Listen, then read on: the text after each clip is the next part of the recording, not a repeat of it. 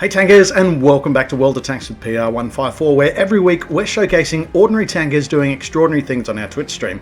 Now, what follows is a cut of one of those live reviews, where we've had the responsible party on station to talk through what was going through their mind and down their barrel in the course of their game.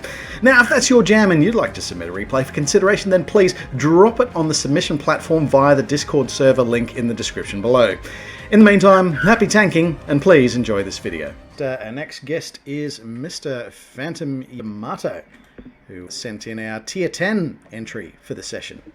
Good afternoon. So you are an all Tier 10s game here on Prokhorovka.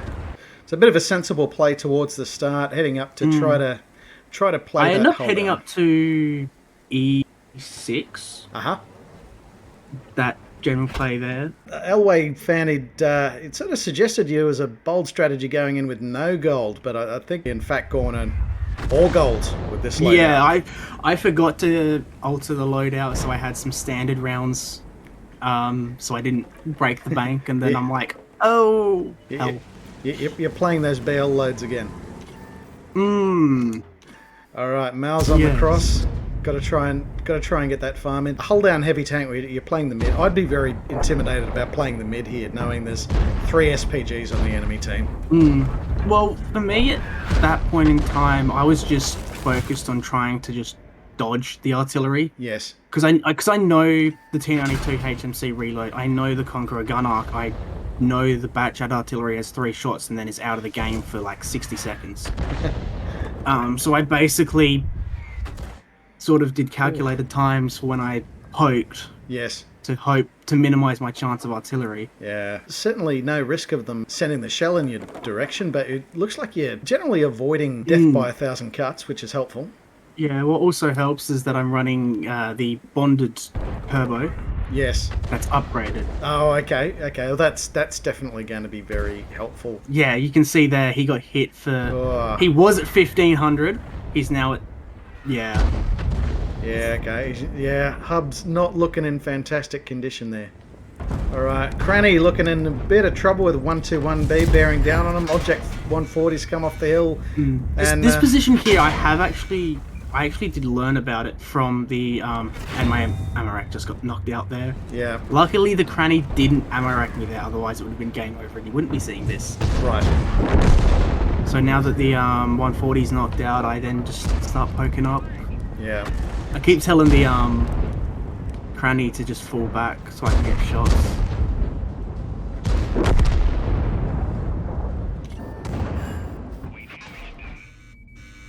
Yeah, that was a Cranny over there that got knocked out. Yudis 1516's been able to knock out the 121B, so that just leaves the enemy Leopard.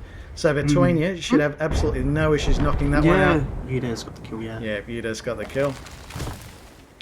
So you can see it's the enemy team making the exposures here, and so it's their Rhinoceronte, it's their 5A, they're bearing the brunt of your artillery now. Hub's still alive on 122 HP. Ugh. And you've just bounced the T1. E4. Yeah, you bounced that, I see. And that was a standard AP round, and now I know where the artillery Batchat is.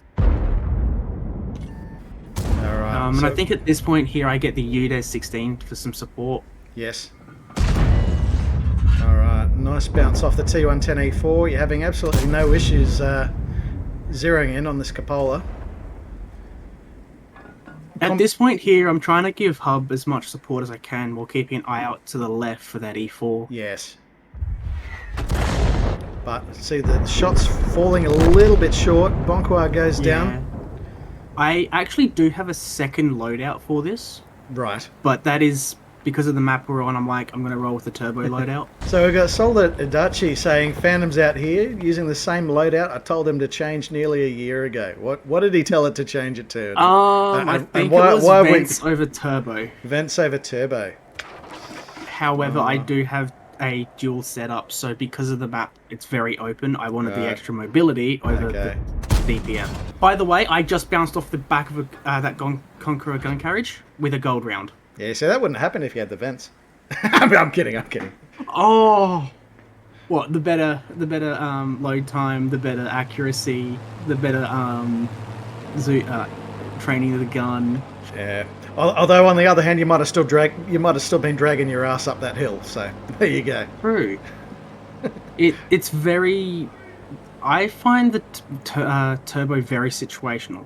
Yes. I get a city map, I switch it out immediately to the vents. Yep. Fair. All right. So we got us and a rhinoceronte here. And I get some really good farming on him. That is knocked out of the game.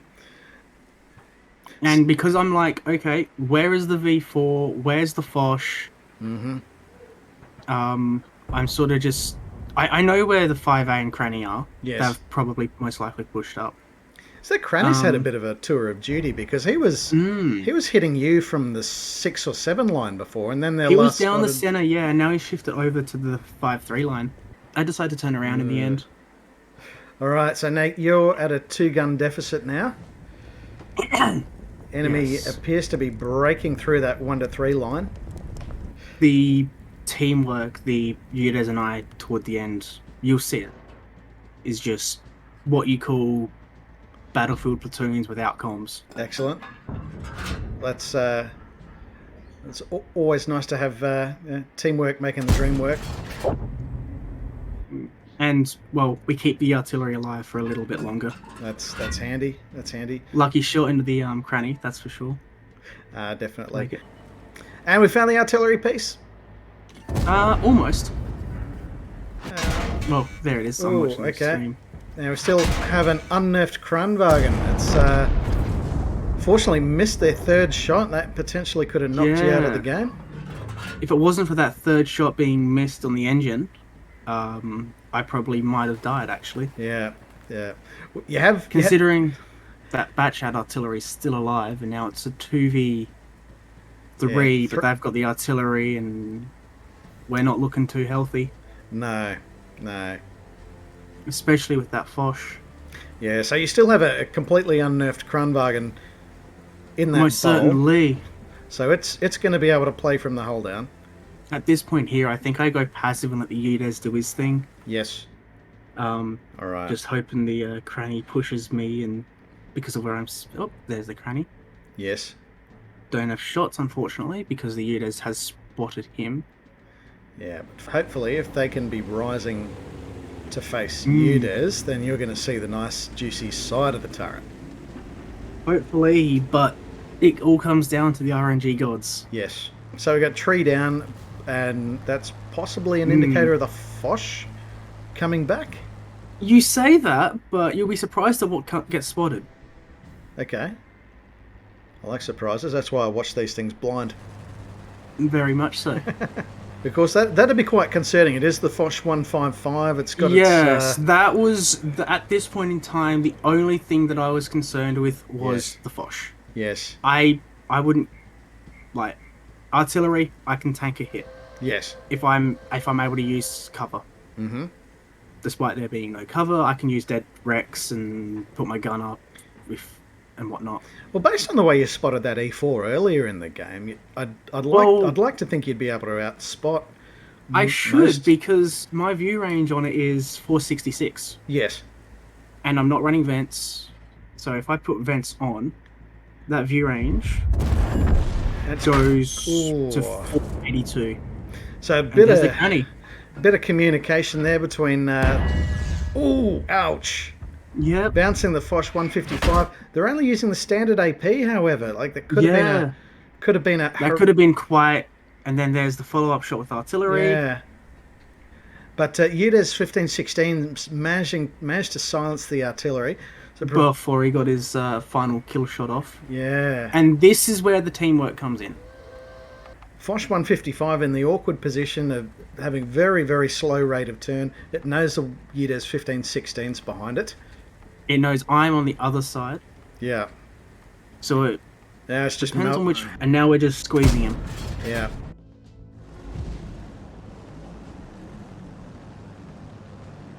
And I think I do have shots here. Yeah. And there we go. And back to the garage they go.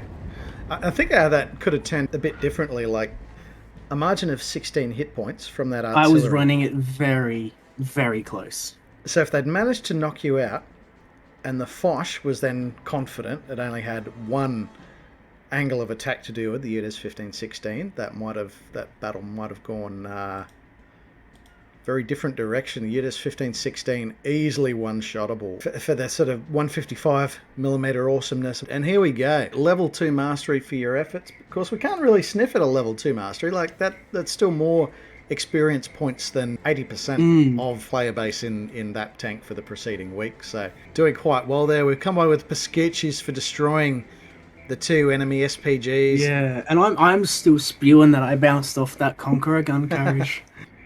Yeah, I guess a lot of the damage being caused at distance probably didn't work in your favour there, but looking at the end result here, like, well-deserved placement here by yourself and the Udez 15-16. Yeah. Like 6 kills. They had an absolute cracker of a game. What's also worth noting, Object 261 on your team coming in third. So yes, that was something that I was surprised about too, seeing an artillery piece in third place. It just goes to show good damage. XP wise, that is. Good damage, but also good stun. And stun, I tend to find is a major accelerator in XP placement with artillery pieces. Yeah, I think with how artillery works is it's more assistance based than anything. So I reckon how they earn their XP is different. Yeah. So switch to the detailed report. A bit of a bill here. A few consumables expended. Bit of premo used. We did have an all gold loadout there. I'm just happy that I had premium time, though I am still in the back burners of Christmas. Yep, that would do it. But 45k to save that result, a pretty crucial contribution to that outcome. 5 kills, 6 with your mate here. That's accounted for 3/4 of the enemy team. So very well done, and got to be happy with that. All right, well, thanks for swinging by and jumping in the channel and helping us talk through what was going through your mind and down your barrel that game. Very exciting game, and thank you very much for sharing. I can say for the first half of that game I was half asleep.